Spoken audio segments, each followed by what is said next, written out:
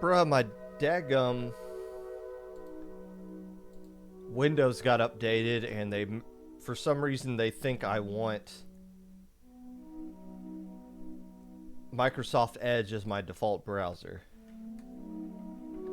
And to their great surprise, I don't. I actually don't want that.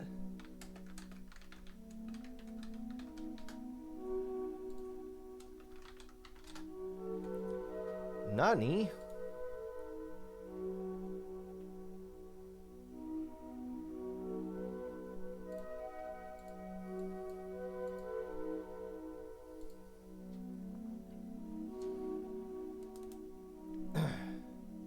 Also, good morning. Let's pop out chat and move y'all right there. This is the face I make when I'm looking at chat. It's also the face I'm making when I'm looking at myself. Chat, myself. You guys, me. You guys, me. You'll never know the difference.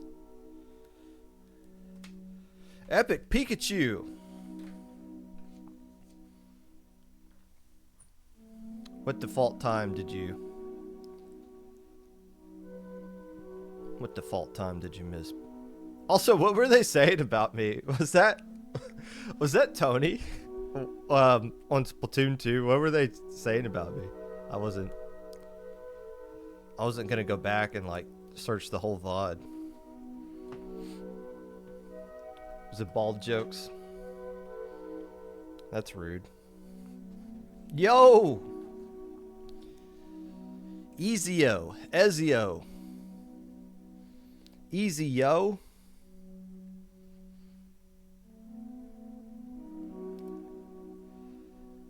Tony and Nito, that's not a good combo.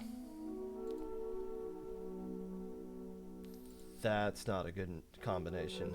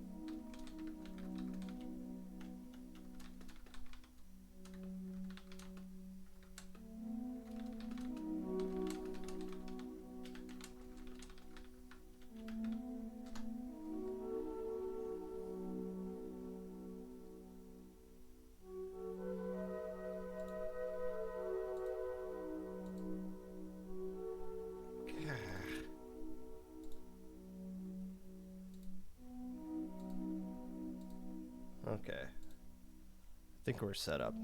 How are y'all doing? What if every commentator commentated at the same time? Hot take.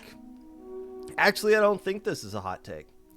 When LANs do 3 commentators, I don't like that. I don't like being a part of it, and maybe, we're never going to put Popgun on a grand finals again. Maybe that's the case. I don't know. But I don't get how 3 people talking into a microphone enhances the feel of any set. If anything, you're just kind of like talking over each other. I really don't like it when the overlords do it, because there's like, oh, I want to hear what one person's reaction to what this is right here. But no, it's not their turn to speak. They got to go bounce the ping pong back and forth 2 more places before it gets back to the person who might have something interesting to say about this. That's my thoughts. I just like the 2-person dynamic. I don't know who the first person is that thought, let's throw another schmuck onto this microphone. That will make it even more entertaining. It doesn't. And plus, we never really practice it. Maybe it's not that bad if we practiced it more and we did more of it, and people just got more used to doing that style. But I don't know. I don't think it translates to the audience being more interested in what they're seeing.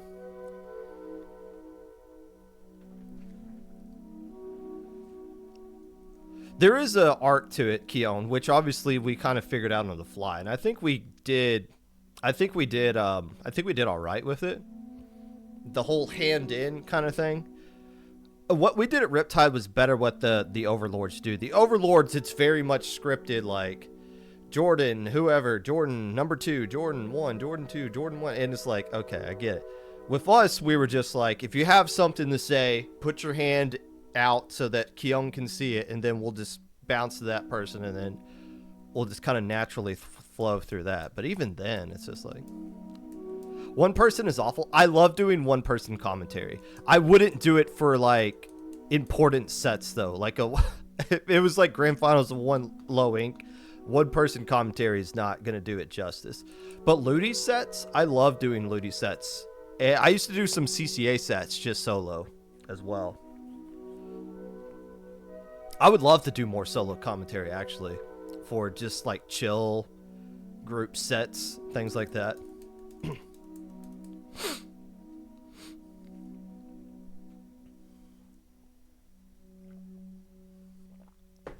Melee ult's trying to discourage it too. Well, there's only so much you can talk about with Melee.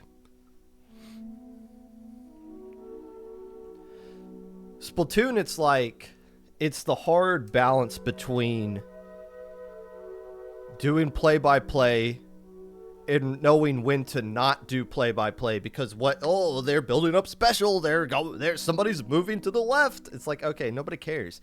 Now's the time to just like talk about what we just saw.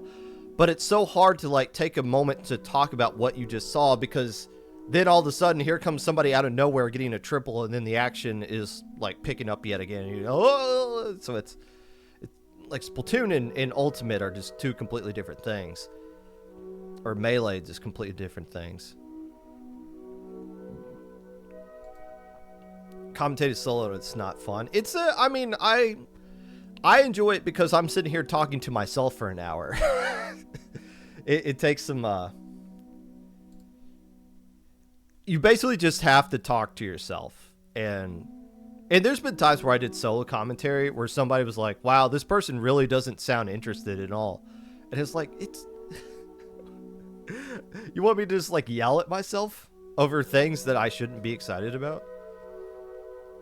No way! This Zuka got a kill! That's impressive. It's not.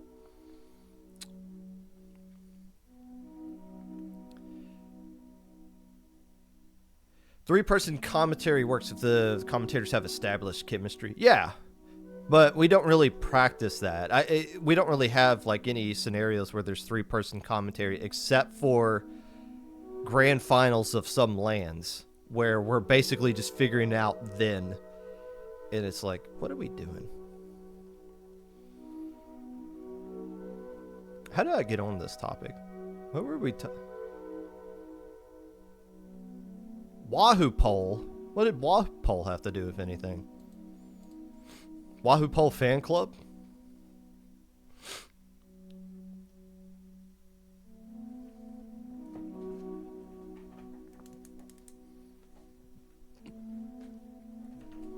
My three favorite people to commentate with: Magic 8 Ball, Brush, and Falco. Who knows what Magic's up to with this game? Brush is going through the meat of college, and Falco has a kid just like myself. So I need to start branching out. I need to start getting... I really enjoyed commentating with Fusion yesterday. Fusion had a lot of... Fusion sees the game differently than me, which helps a lot, because it's like, oh, you're offering a different perspective I'm not even seeing, rather than just two people saying the same thing back and forth.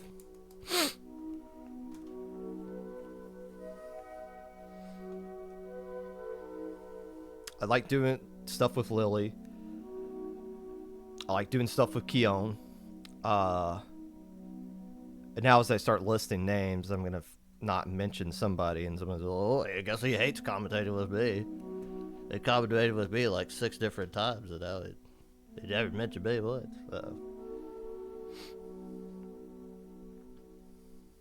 I need new favorites. Hey, it's 6 o'clock. Let's get this going. Microsoft Edge, go the hell.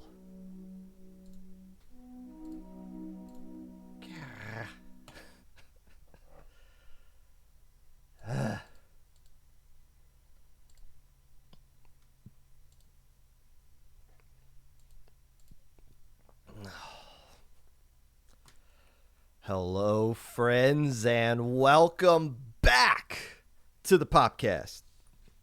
Whenever you're listening to this, whether it be live or VOD, Twitch or YouTube, while you are continuing to post memes in the Complain About Your Div channel, scoring a monster upset at the H-Town Throwdown, not believing the Week 2 map list is actually good for the first time ever in LUTI history. Whatever it is that you're doing right now, appreciate you taking the time out of your day to listen to this. Unless I don't. Shout outs to everybody who is coming back to this VOD an hour from now, confused why the episode of the podcast is ending instead of beginning at the time that you're just starting to tune in. We had this little magical thing on this side of the pond called daylight savings. It's where we get to enjoy the planet for like six months or so before they take it away and say, nah, the sun needs to set at like 5:30 where everybody lives, because that's what people want for some reason. You lose an hour of sleep, which sucks, but it's going to be like 8:30 and the sun is still going to be out. I might go for a bike ride after this episode. Maybe there'll be enough time where PJ will go down probably at the end of this episode, and then I can go out and hit the bike. It's like 60 some odd 70 degrees outside. Hell yeah. I'm all for that. But the timing for Low Ink in the month of March is always confusing for people around the world, because it's a little bit different for some folks. I know like most countries do have the daylight savings, but it doesn't start at the same time for everybody else, and there's some states that don't even recognize it for some reason. So be it. That is the thing. News of tournaments that may be of interest to the casual listener of the Popcast. Little Squid League is going on this Saturday. If you're a Div 7 and below team, current Div 7 and below team, sign up and play in it. You can be an LSL champion. You can tell, I knew it. I knew the seating council didn't believe in us. They should have seen 2 weeks into the future and known that I would have won Little Squid League.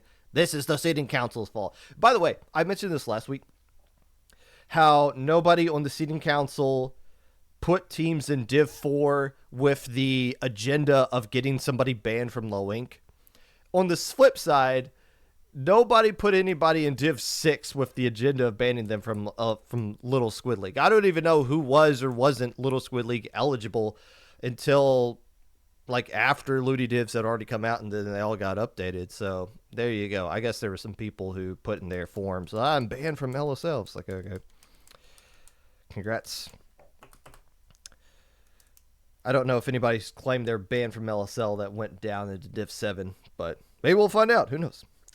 Today, we are going to be talking to Half, a member of the LUTI Seating Council and member of Mom Save My Life Vest, or whatever that DivX team is that won a Game 9 against Facade last week. We're going to have Half come on and be our official DivX correspondent to break down a wild DivX Week 1 and start to preview what we can expect from that div going forward in the future. All that and more. But first,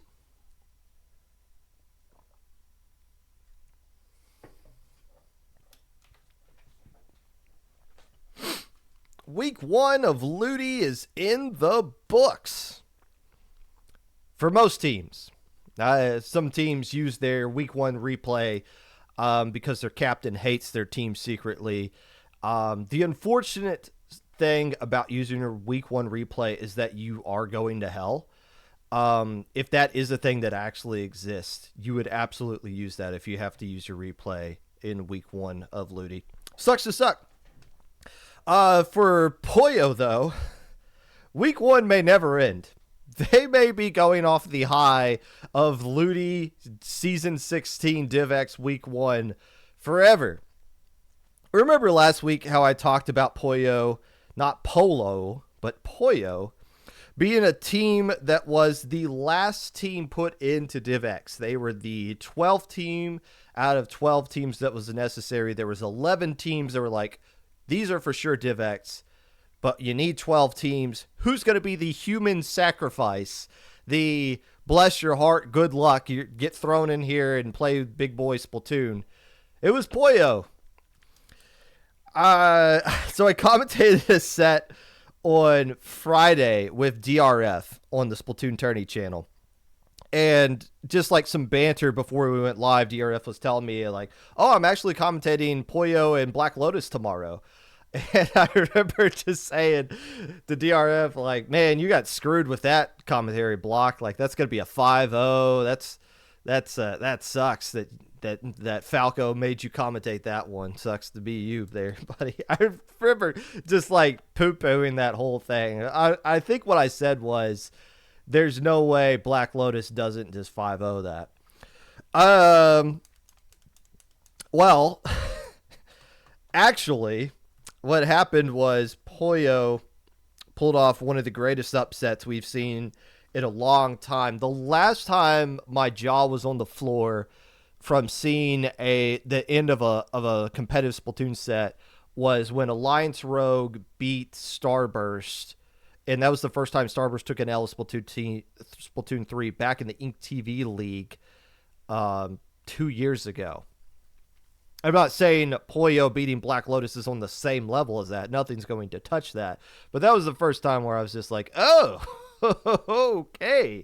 What was going on here? And the way that Game 9 ended with Pollo having to make an epic play to stay alive in that closing seconds and wrestle the lead away from Black Lotus, it was just poetic and was extremely unexpected. Now, if anybody were to make the argument last week that Pollo didn't deserve to be in DivX, forget about the win they just had. If you look at the resume Pollo had going into this one versus the resume of everybody else, there was no argument for an additional team. I mean, we as LUTI seating council members went back and forth between Pollo and a couple of other teams. 2, maybe a third team was a part of that debate. But when you saw what Pollo had accomplished at the end of the LUTI seating week, where they actually went out and played in tournaments, they won in SOS combined with everything else, there's no debate to be had. They deserve to be that 12th team. The question should not have been, should they be a DivX team? The question that should be, and the question that I raised was, can they actually hold their weight in DivX? Well, that question got answered pretty quickly, didn't it? Wow, this is huge for Pollo. And the reason they got the wins is they just flat out played out of their minds.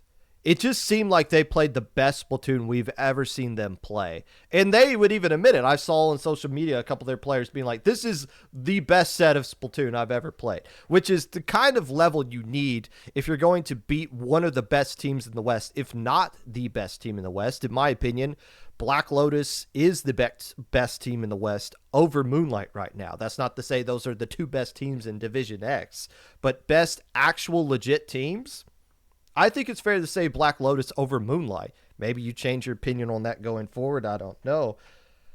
But this wasn't some poo-poo best of 3 losers bracket set with splat zones and a Rainmaker game mixed in there somewhere. This wasn't just some random, oh, they won grand finals of Grandma got run over by a reindeer cup and they get a little like reindeer badge on their Sindel bio that's going to be forgotten because they got like 50 other badges on their profile and nobody cares anymore. This was a best of 9 set. First to 5. And I've said here on the past, you could beat Starburst in a best of 3. Anybody could, because there's so much jank that can happen at a best of 3 that the stars could align and you could knock off Starburst there. Only the best of best could beat Starburst in a best of 5 over the course of a long set. To take 3 games off of Starburst, you have to be really, really good. A best of 9, damn near impossible. It's just so much time for a well-established team to make adjustments, to calm themselves down, to finally get a couple of maps that work out into their favor. It's just so difficult to beat a really strong team in a best of 9 set. That is what makes this win, even though it is a group stage of a league, it still makes it one of the most impressive wins that we've seen in a long time, in my opinion, since the Ink TV League, even though it's not on the same caliber as that. Now, for Black Lotus, were they the true number 1 seed? And this is where things get confusing, because we've had this conversation a couple of weeks ago about how the importance of seeding and like the narratives that seeding brings, even though even in LUTI, you can't play that card. Black Lotus, yes, is the number 1 seed in their group, but the seeding council did not rate them as the number 1 team above Slide to win.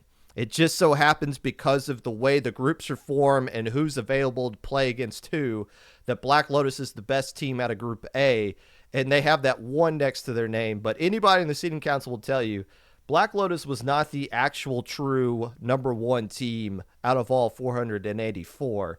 But you don't need that. You don't need to look at numbers to realize how important this was. If you paid attention to anything related to competitive Splatoon, you know Black Lotus should be beating Pollo. That should have been a 5-0 in their favor. And it wasn't. It went to a game 9 and they couldn't finish it out. But for Black Lotus, they're going to be fine. Whenever we talk about sport media here on the Popcast, because I do listen to a lot of sports talk radio, that's what I try to influence this show and make it into, the sport talk version of competitive Splatoon. I've learned this from sports talk radio. The better story is always in the losing locker room. That's not the case here, because Black Lotus losing, nothing changes for them here. I mean, yes, their ability to make the playoffs in Division X has nosedived, maybe completely crashed into the ocean, and might not be salvageable at this point. They'll have to win out, and if they don't do that, they need some teams to trip up, maybe Moonlight and Pollo, it seems like at this point. But even if Black Lotus doesn't make playoffs, how we view them shouldn't change that much. Maybe like Moonlight overtakes them in like the team category, but you still see Black Lotus as far as actual established teams are concerned, you still view them as the top. And if you were to see Pollo play Black Lotus again, you would be a fool to bet all your channel points on Pollo. Even though we shouldn't be surprised if the upset happens again, you just still got this vision of where Black Lotus is. For me, it doesn't change that much. Instead, it is Pollo's who gained so much from this individual win. Like, how you view them changes completely. And oh my gosh, did we get the 12 correct teams? Is this the first time we can say that a div was perfectly seeded? Like, maybe not like 1 through 12, but the 12 teams that are in there are all the correct 12 teams that are supposed to be in there. That is awesome to come from this one. And it's the age of parity. Even when Jackpot was in the middle of their run, which is obviously over now, but even when they were considered to be the best team, they weren't like curb stomping everybody. They weren't winning every single tournament. They were losing every now and then. They were taking L's. This is the age of parity. There's no true strong team. There's no true unbeatable team anymore. And it's been that way for the past couple of years, which is something I've kind of forgot about. And Pollos deserves some credit for that. Pollo, not Pollos. Now, something I've noticed week 1. And I haven't watched all gazillion games that have been played, but I've been paying attention to a couple of sets. And something I've just kind of noticed as we've gone course of week 1. A lot of teams don't really know what they're doing. They don't know the difference between playing in a league versus playing in a tournament. They play in a tournament, And you go up against teams that you find out that you're playing them right before you play them. You don't know who your next opponent is going to be. I mean, if you're playing in a double M or a group, you mightn't be able to look ahead and see who it is. If you're playing a low-ink Swiss, you literally have no clue who your next opponent is going to be. You might have like a list of teams near your record that you have an idea who you could be going up against. But it's essentially rapid fire. You play team after team after team. You don't have time to like sit there and find VODs of your opponent and do a game plan. LUTI is a league. And this should be an opportunity for a lot of teams to produce more strategies, more independent. Here's our game plan specifically for our week 2 opponent based on what the maps are, based off the film we watched of what they do, based off the tendencies we think that we have, and some weaknesses we feel like we can exploit. For week 1, what I saw was a lot of teams just, well, this is just what we do, so let's just try to do what we do for 9 straight games and hope our opponent doesn't figure us out. The set we commentated yesterday, Fusion and myself, was the exact opposite of that. New Information versus Retirement Home, a Div 3 match, where it looked like both teams were actively making adjustments over the course of the set. But of a lot of these other sets that I saw, it just seemed like, here's what we're going to do, and if it doesn't work, maybe it'll work next game. We'll just keep trying it over and over again. And I'm not talking about teams not changing their comps. Like, if you're going to use the same 4 weapons for over the course of 9 games, that's your identity. Hey, we're going to tell you what we're going to do. It's on you to beat us. So be it. But just the lack of adjustments, even on from openings, from the way you kind of adjust play styles in the middle of set, you didn't really see a lot of that, or at least from those sets that I was seeing, you just saw a bunch of people trying to play a best of 9 tournament set instead of, here was the homework we did, here's our game plan, here's how we can counter our opponent. And I think that's just because we haven't seen a lot of LUTI action. Some of the teams that have been playing in LUTI for a long time got it. A lot of these teams that are playing these weeklies mindlessly day in and day out, I don't think they're truly prepared for this league. And I think that might have been some of the difference. Now, strategy doesn't really matter in a 5-0 scenario. Skill always beats skill. If I'm better than you, I'm going to win the vast majority of the time, no matter what we do. That's just how it is. If I have a better team than you, I always win. When skill level is equal, that's where strategy comes into play. And for some of you who lost the game 9, that's heartbreaking. You lost because of strategy. Your skill level was equal. The other team just had a little bit of better strategy, a little bit of better game plan, maybe a little bit better clutchness as well. That is kind of what I would like to see improve from a lot of teams going forward into week 2.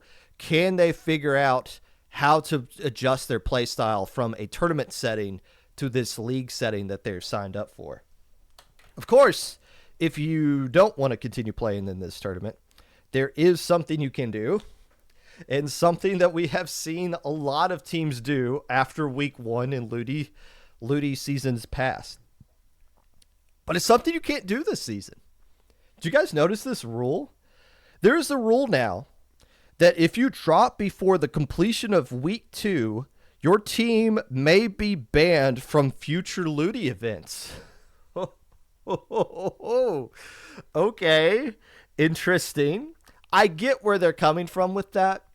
The rules specifically say it's like, if you just sign up to get a div and then you drop, like, we're not cool with that. And I get that. There have been times many a time, where somebody signed up, got a div, and then didn't like the div they wanted, or they just signed up just to get the div, and they didn't want to play through the season to actually earn it, and they just drop and they put the div up in their bio and they're gone. So I get where this is coming from. And they also want people to know what they signed up for. Like, if you're signed up for LUTI, you're committing to 1.5 months for group stage, 2 months, maybe a little bit longer if you find yourself into grand finals of your div, especially if you're in a 48 team div. It's going to take a little bit while.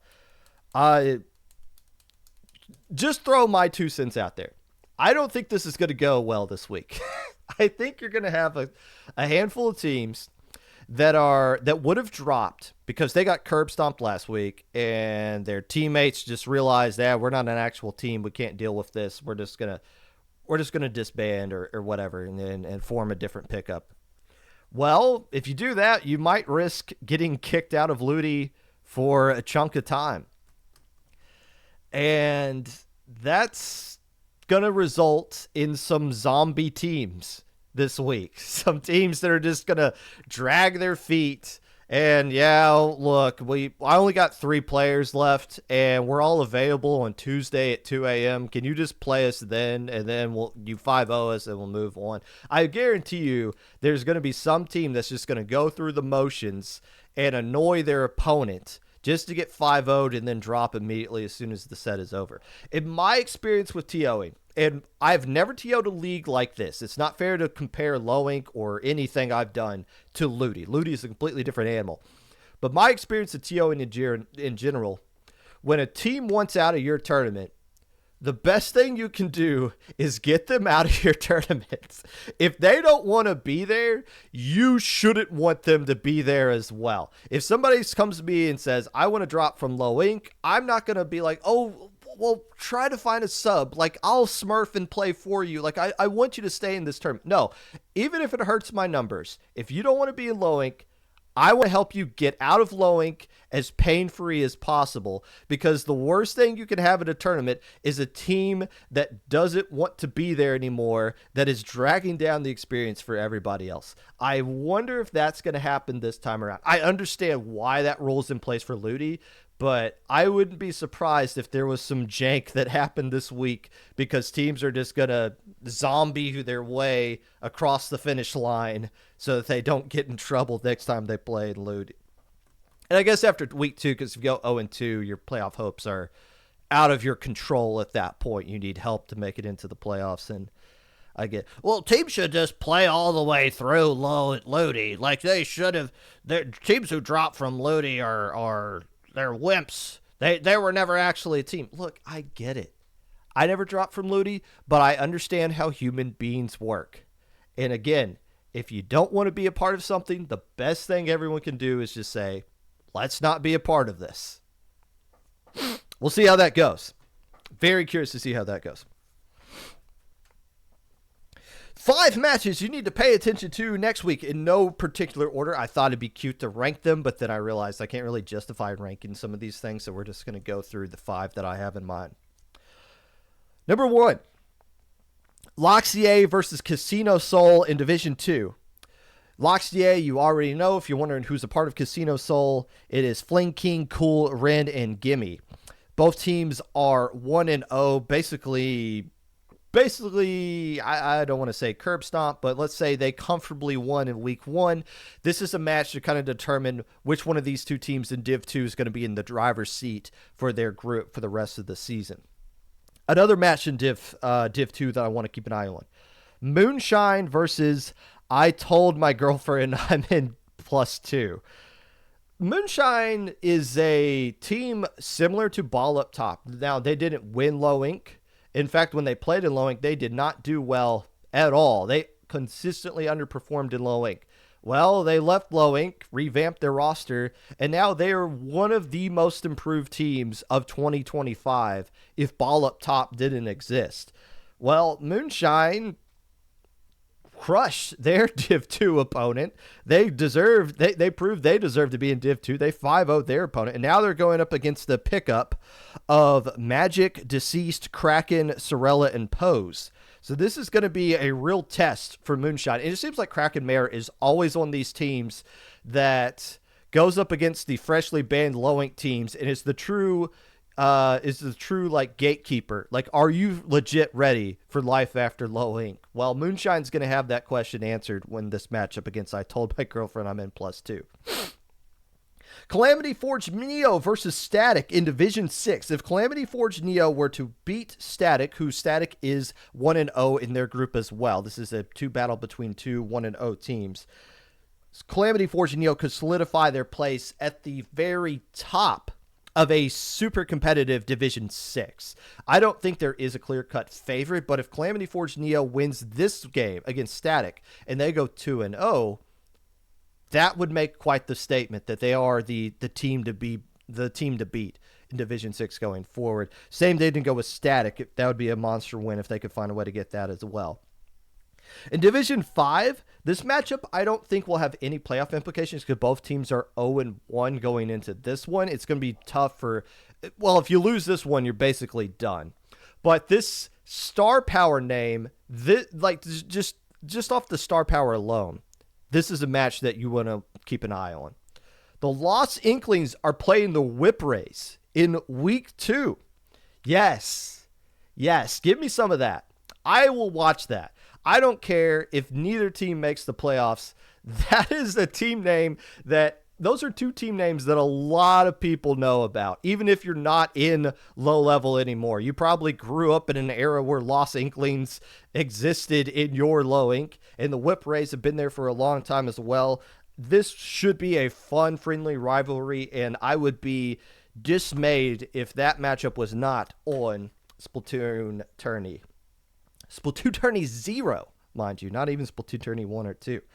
But I do have an actual number 1 match.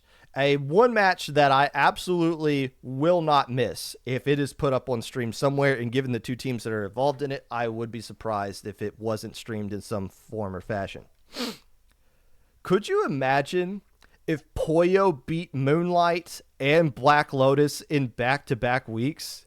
That would be insane. Like, if Pollo gets a win over Moonlight this time, and they beat arguably the two best teams in the West in back-to-back weeks, after being the team just thrown into Div X just to get it out of, like, you just need to be in here.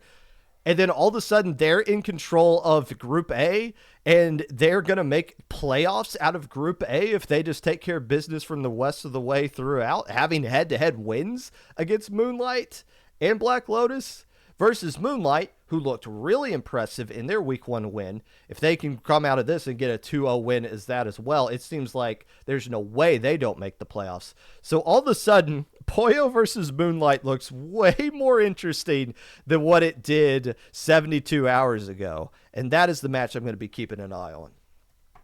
I wonder what half our DivX correspondent has to say about all of that. We're going to bring them on in about 5 to 10 minutes or so. We got a lot of stuff to recap last week, including the 5 matches that I was interested in from LUTI last week. Let's get into it. It is time for the weekly recap.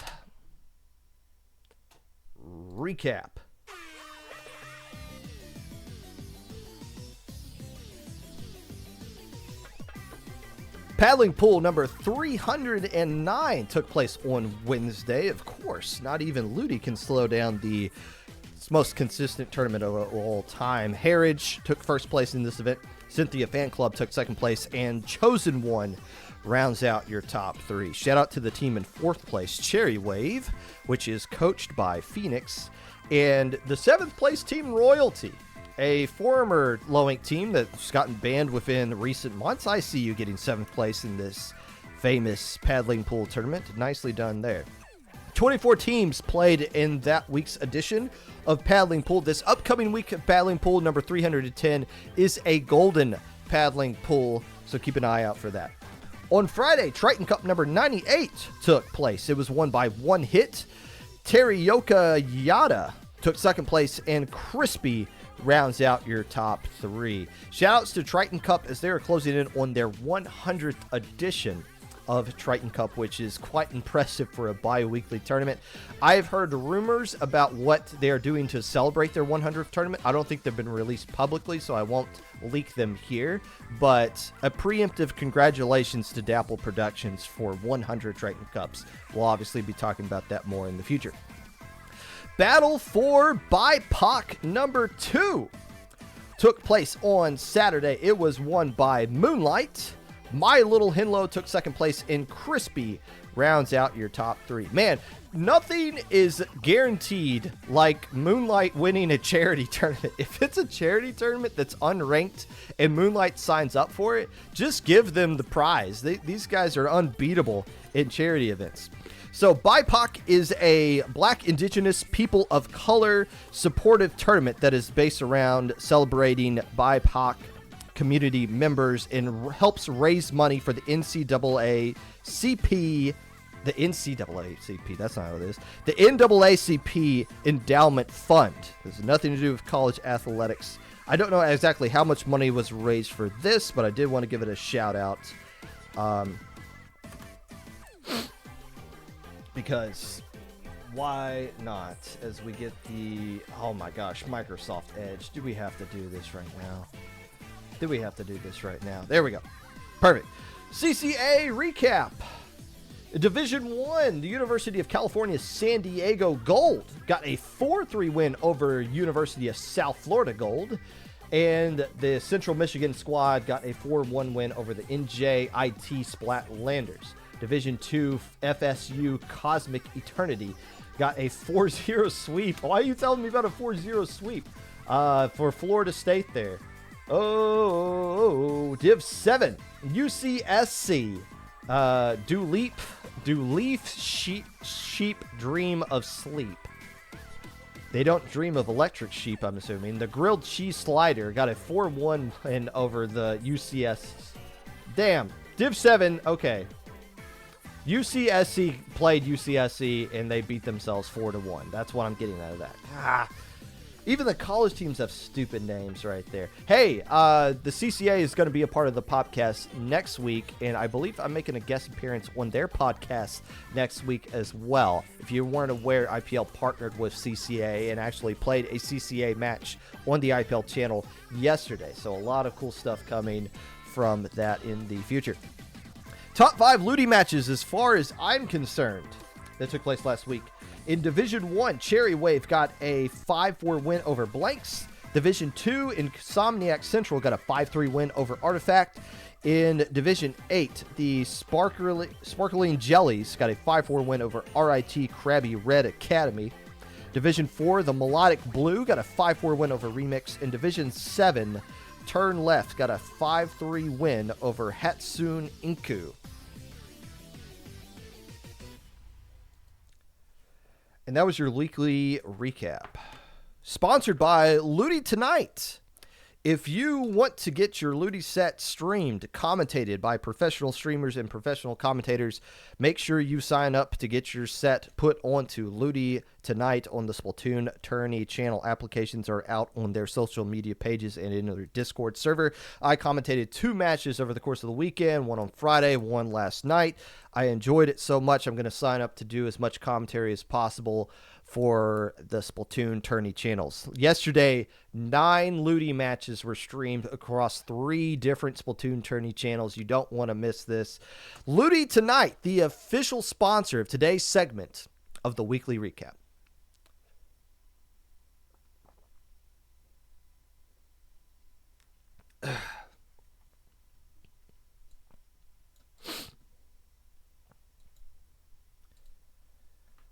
Oh, I just feel like if I update my browser now, it would just throw everything off.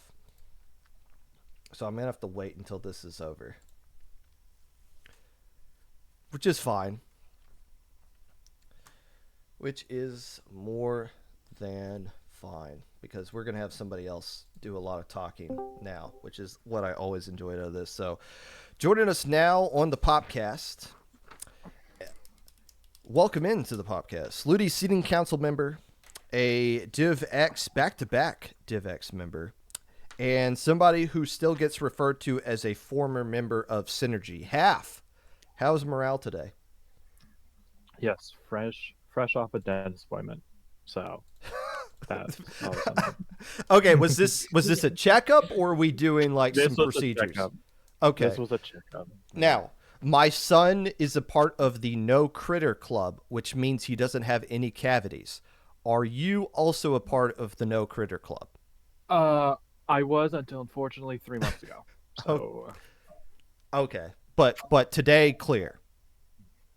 Yes, clear. But I'm still wearing my retainer for like 3 years straight now, so that's great. There we go. Making that is progress. Welcome back to the No Critter Club. Okay, I want to start off. I want to start off with Division 1, even though I've have you on here to be the DivX correspondent. You commentated a set that included Ball Up Top. and it was Daycare that actually beat him, correct? Yes, it was correct. Okay, so a lot of eyeballs on Ball Up Top going into this one. They lost 5-1, and I just kind of want to get your opinion since you actually commentated that set. Um, was this just like a welcome to Div 1 moment kind of thing, like, hey, this isn't low ink anymore, you're playing the big boys? Or do you think there's a way for Ball Up Top, who's seated pretty highly in that division, to bounce back and get back on the right track in Division 1? So I do see this as kind of, I feel like it's half and half. Like I feel like it's half like welcome to league moment, but also half like you kind of got screwed. I feel like almost like welcome to the league. Like in higher level Splatoon, everyone there's basically a meta comp. Like meta comp right now, it says like pen, splash, decap, bucket. Each of those have their strengths and weaknesses, and they cover for each other a lot. Like paint, splash, and pencil there, fighting, bucket, decap, blah blah blah. The problem with Bob Top is they have a CDS and Carbon, two weapons that if maybe we were playing S2, different story, but Carbon and CDS just don't pair together well at all. CDS cannot really paint for the Carbon. Carbon can't really follow up on CDS's poor damage output, and altogether it just like I don't know, it's kind of just like a comp diff because Daycare they had a 52 gal and 52 gal just kind of just was eating the whole set as I commentated basically. If it's a comp diff, how are they able to curb stomp Flutie? I mean, yeah, there's issues as you pointed out, but it's also just like, how did they just steamroll teams we put into Div 1 or would have put in Div 1 if they didn't drop? How did they get to this point?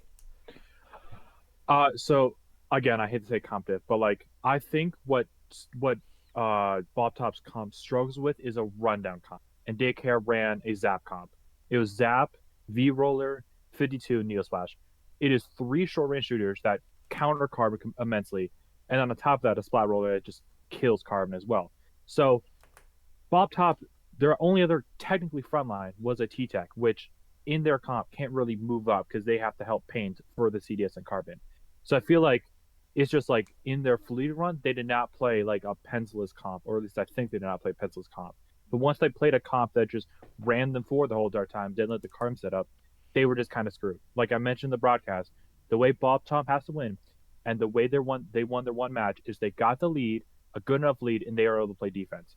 Because what they want the other team to do is just run into them, and if they take team fights, they should win most of the team fights. But the problem is they were trailing in most of the games, and you cannot really run up against the comp that just wants to fight the whole entire time, especially with the CDS and Carbon, who also just aren't the best weapons right now. All right, moving on to DivX.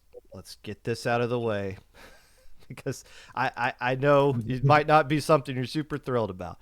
Your match against Facade came down to a game 9, which ultimately resulted in one of their players DCing at the very closing seconds. I want you to finish this thought for me. And I want you to be fair. If you want to be biased, go right ahead. But I want you to be fair to the moment. If Facade doesn't DC in that game 9, how does it end? Being fair and honestly, the cam didn't show it, but Synapse was literally one bullet off of killing Ori, the bucket. So, in all honesty, the bucket still probably dies that scenario, unbiasedly. Like, Synapse, even, like, if you watch back Synapse's stream, they're literally going to kill the bucket, but then the bucket just DCs, doesn't die. So, it's one of those things where you shoot the player a bunch of times, and you can tell they're going to lag out because they're just not dying immediately.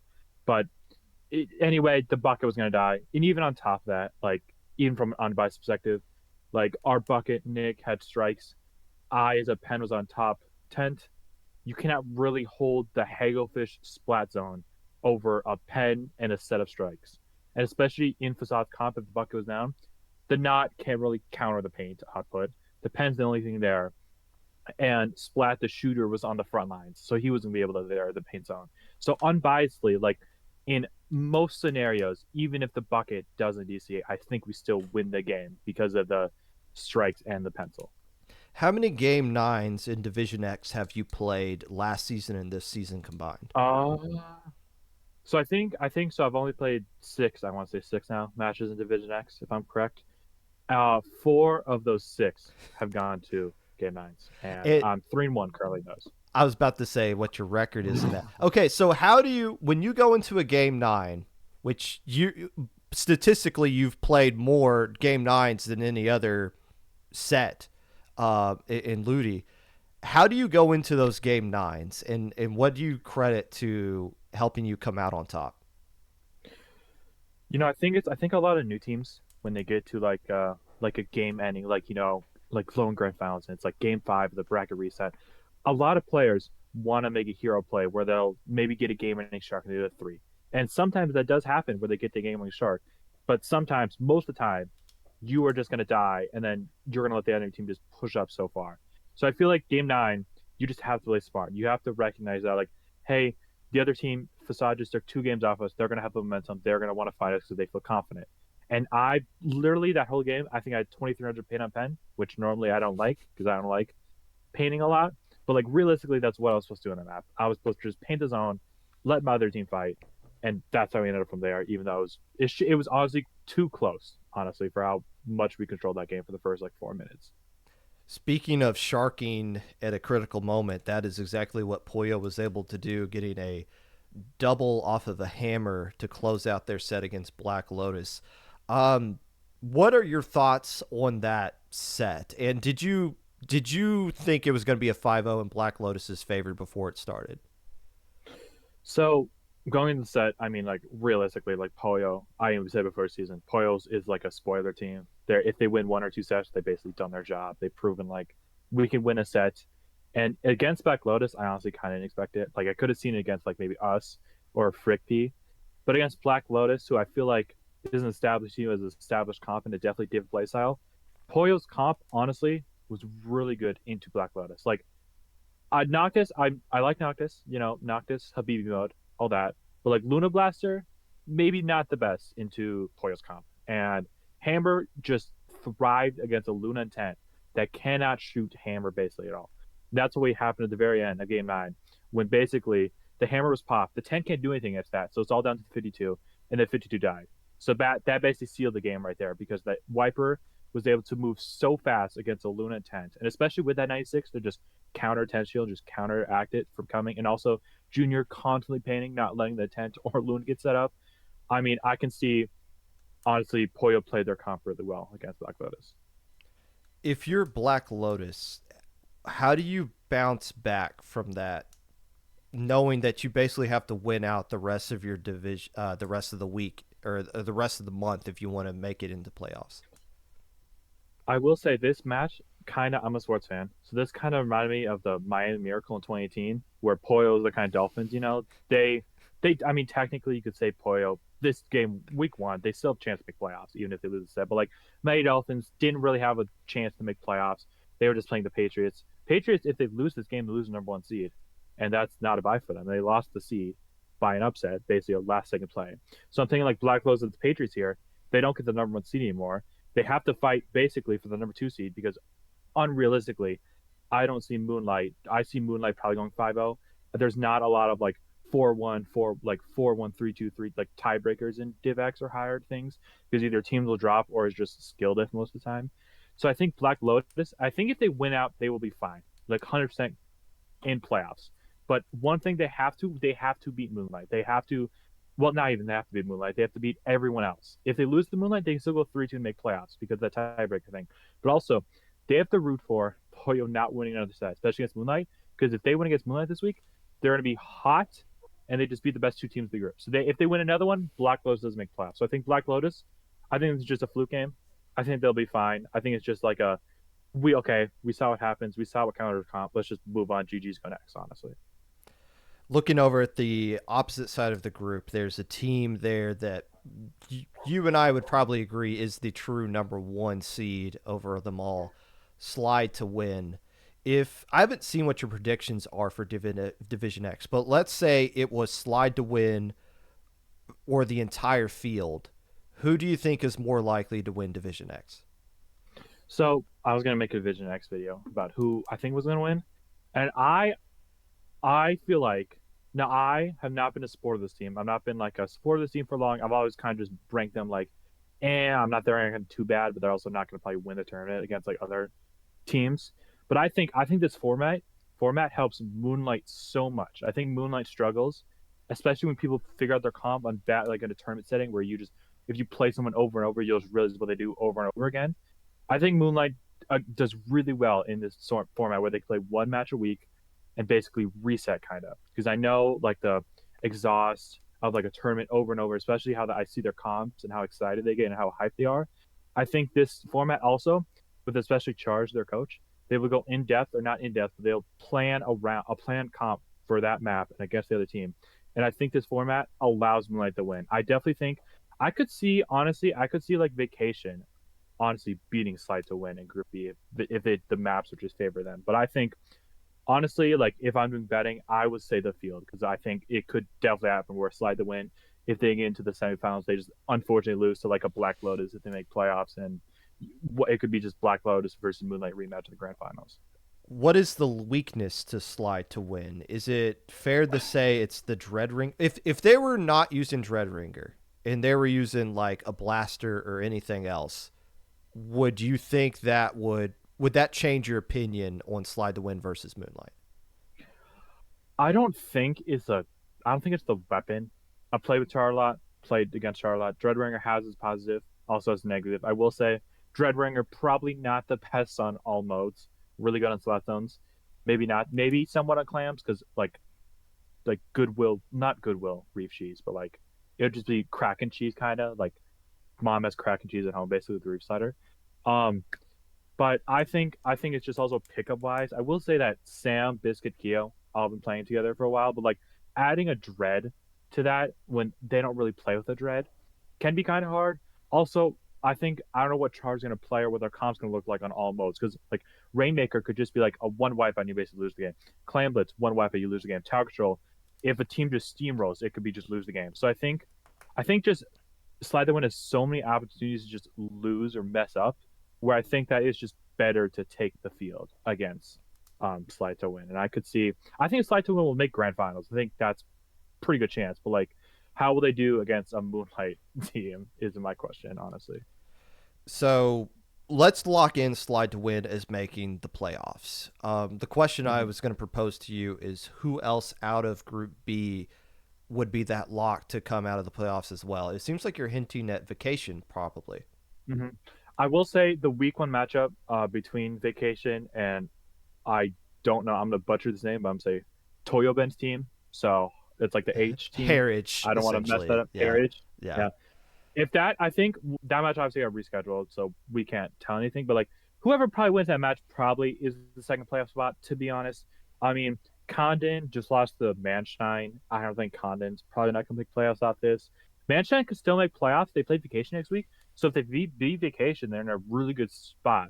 But I think it is literally it sucks that rescheduled match week one between Vacation and Toya Ben's team that I think is the decider who makes the second seed and then could also beat honestly Black Lotus also in that some not beat Black Lotus because Black Lotus never mind sorry they could beat Moonlight if they get that number one seed in Group A.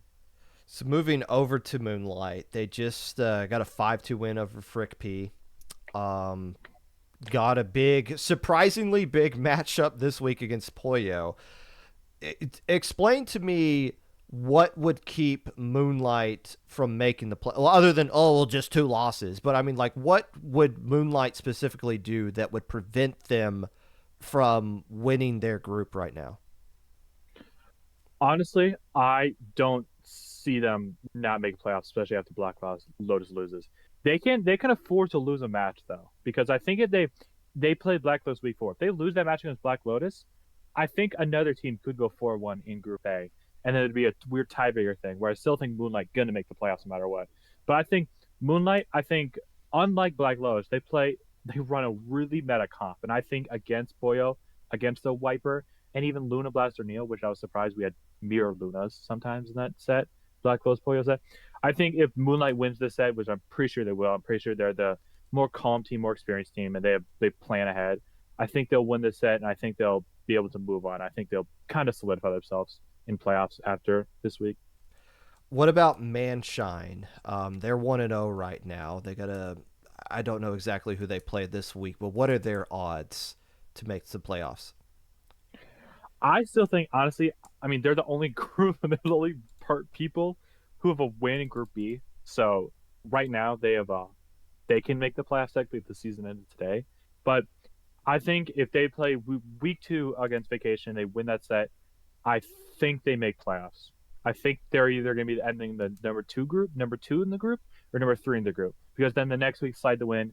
I think slide win is most likely going to go 5-0 in groups, and then week 4 is going to be against the Toyobe team, Harwich.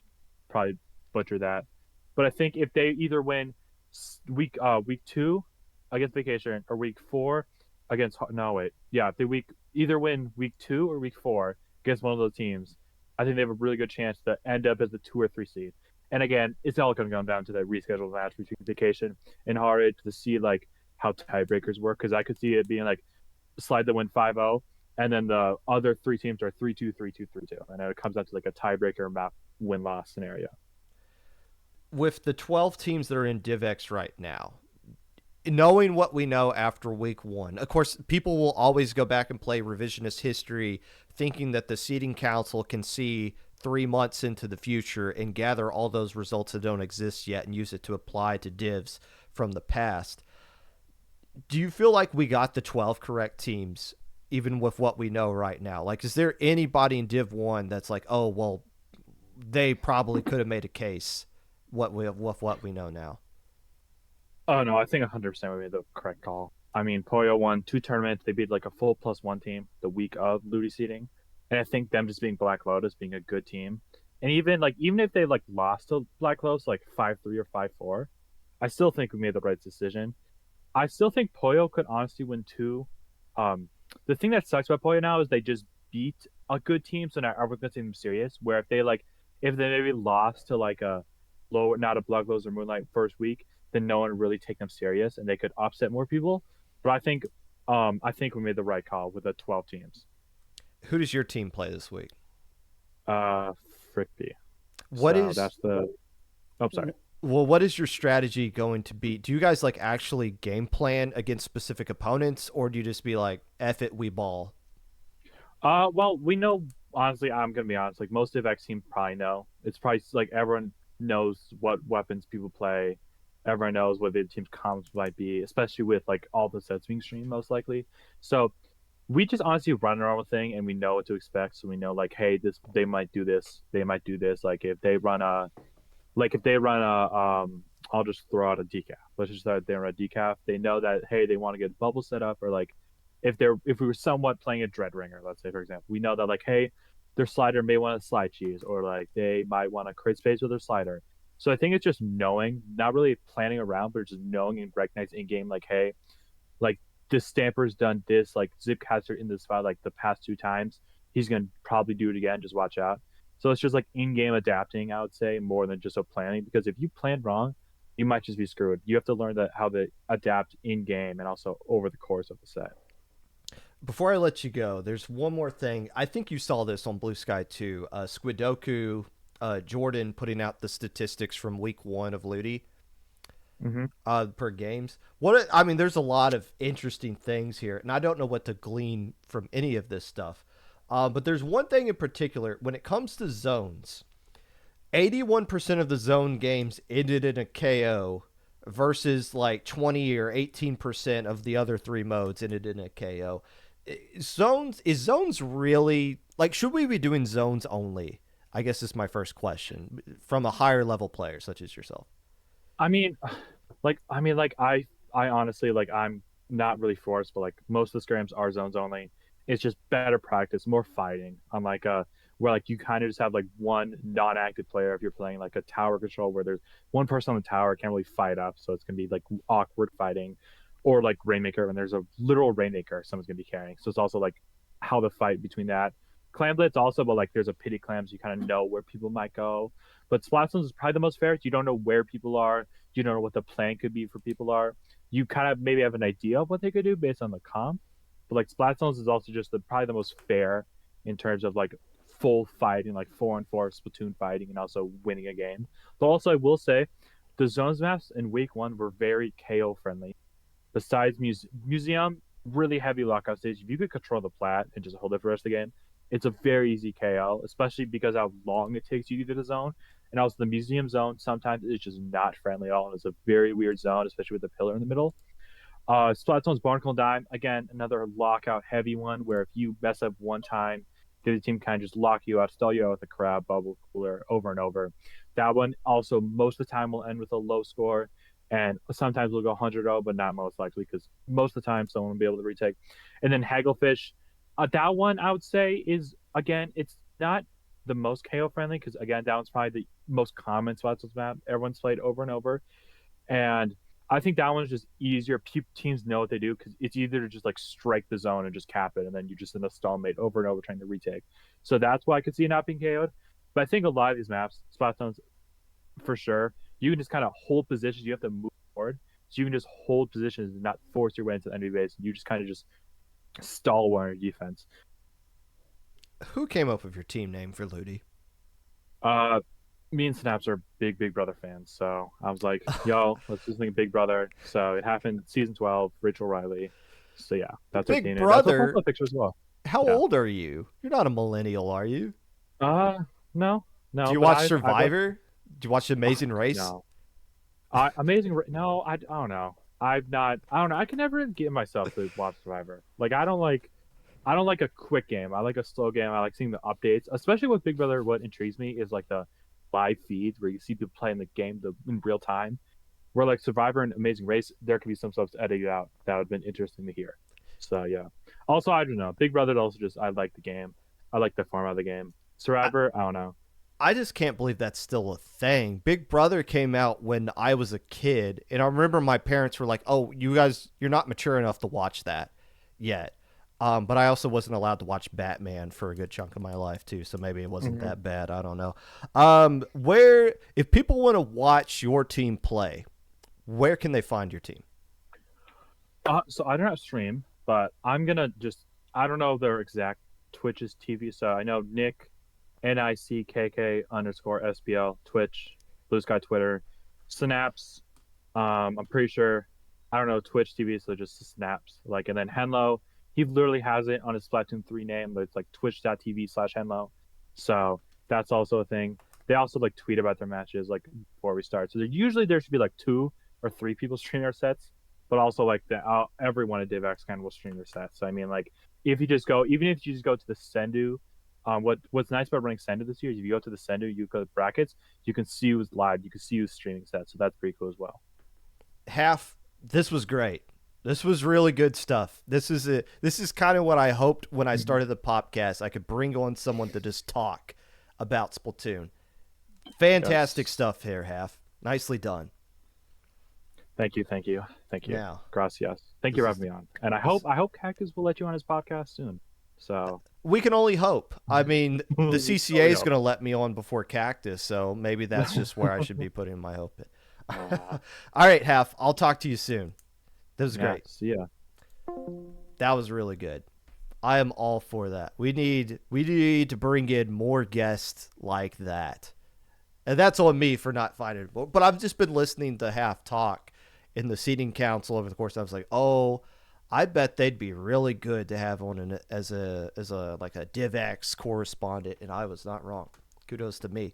I hope you enjoyed that listen. I thought it was entertaining from my end. That's going to do it for today's episode of the Popcast.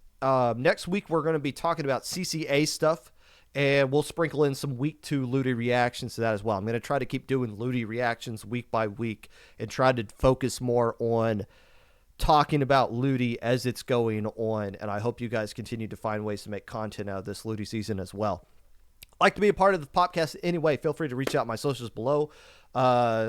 Blue Sky at Popgun, Discord at Popgun, YouTube at 25 Popgun, Twitch at Popgun 25. Of course, we're streaming on the IPL Twitch channel, so I don't really use my Twitch anymore either. Get vaccinated, stay safe, wear a mask when applicable, and we will see you back here next week. And good luck to everybody that's playing in Little Squid League this weekend as well. Don't drop from your LUTI team. Play this set out and then drop. Play through week 2. Don't screw yourself over in the future. We'll see you next week.